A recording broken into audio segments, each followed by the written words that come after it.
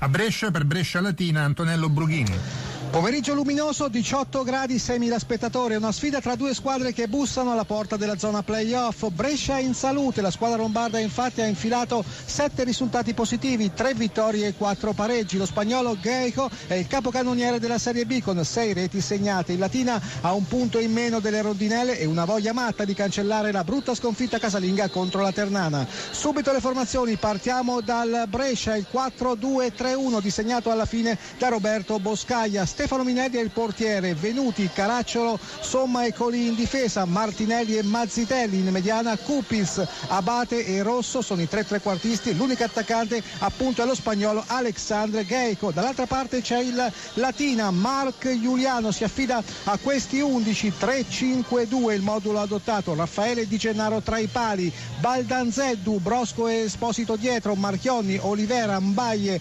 Scaglia e D'Acosti in mezzo al campo, Dumitru e Bandinelli formano il tandem d'attacco. La direzione della partita è affidata a Daniele Minelli di Varese, per lui 32esimo gettone in Serie B. Pochi istanti fa è stato premiato Andrea Caracciolo, l'airone, per le sue 300 presenze con la maglia del Brescia.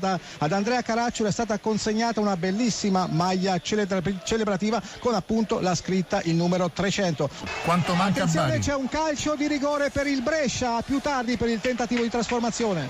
Ma immediato Scusa del vecchio, ma è tutto pronto a Brescia per il calcio di rigore in favore delle rondinelle sul dischetto. Andrea Caracciolo, dunque Caracciolo contro Di Gennaro, la porta è quella alla nostra destra, tutto è pronto. Caracciolo ha preso una lunga rincorsa, sistemato proprio ai 16 metri, calcerà di destro l'attaccante del Brescia che fin qui ha realizzato un gol. Parte Caracciolo, il tiro e il gol, si sblocca la gara dello stadio Rigamonti. Dunque al 43esimo minuto Brescia 1, Latina 0, ha segnato Andrea Caracciolo su calcio di rigore a telalina del vecchio. A Brescia siamo al 44esimo minuto, dunque si è sbloccata la partita, il Brescia adesso conduce sul Latina per 1-0, la rete su calcio di rigore firmata da Andrea Caracciolo. Dunque per Caracciolo finisce la partita a Livorno 2, Trapani 0, a te.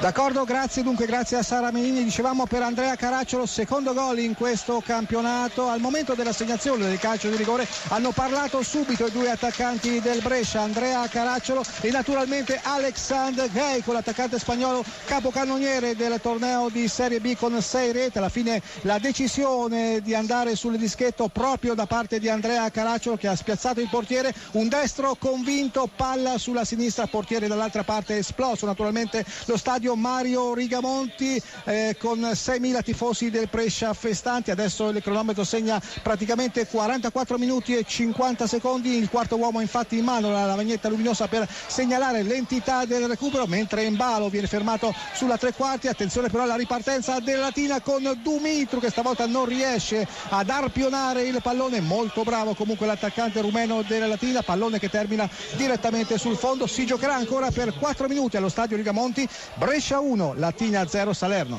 Brescia Brughini. Sì, ultimissimi secondi dunque di questa partita, con il Brescia in vantaggio sulla Latina per 1-0. L'arbitro Daniele Minelli consulta il suo cronometro, ha segnato, lo ricordiamo, 4 minuti di recupero. Il cronometro adesso segna esattamente 50 minuti nel corso del secondo tempo, con il Brescia che chiude in avanti ancora con Kupic. Ottima la prova del centrocampista polacco, adesso c'è addirittura una rimessa dal fondo, ancora un'occhiata, arrivano i 3 fischi di chiusura, l'esplosione del pubblico del Brescia. Dunque il finale dello stadio Mario Rigamonti, Brescia batte Latina 1-0, ha deciso la rete su calcio di rigore al 43esimo del secondo tempo di Andrea Caracciolo. Studio.